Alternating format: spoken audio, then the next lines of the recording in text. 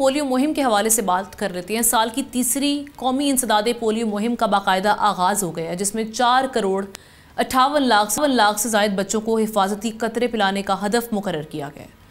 اس حوالے سے وفاقی وزیر صحت سید مصطفیٰ کمال نے اسلام آباد میں نیشنل ایمرجنسی آپریشن سینٹر میں مہم کا افتتاح کیا، بچوں کو پولیو کے قطرے پلائے اور وائٹامن اے کی اضافی خوراک بھی دی۔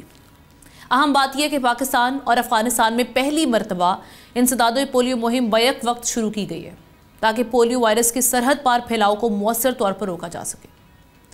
اس وقت ناظرین دنیا میں صرف 3 ممالک ہیں، پاکستان، افغانستان اور نائجیریا، جہاں پولیو کا خاتمہ نہیں ہو سکا۔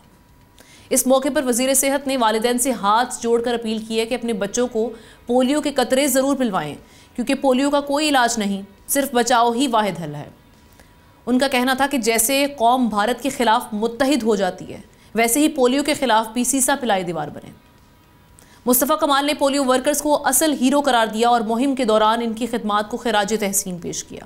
انہوں نے زور دیا کہ پولیو کو سازش سمجھنے کے بجائے قومی مسئلہ مان کر ہر بچہ قطرے پیے، تاکہ پاکستان بھی جلد پولیو فری ممالک میں شامل ہو سکے۔ ہماری بھی آپ سے یہی اپیل ہے کہ اپنے بچوں کا مستقبل محفوظ بنائیں اور پولیو کے قطرے ضرور پلائیں، اور جو پولیو ٹیمز ہیں برائے کرم آپ سے میری گزارش ہے کہ آپ ان کے ساتھ تعاون ضرور کریں۔ ہم دیکھتے ہیں کہ تشدد کے واقعات آج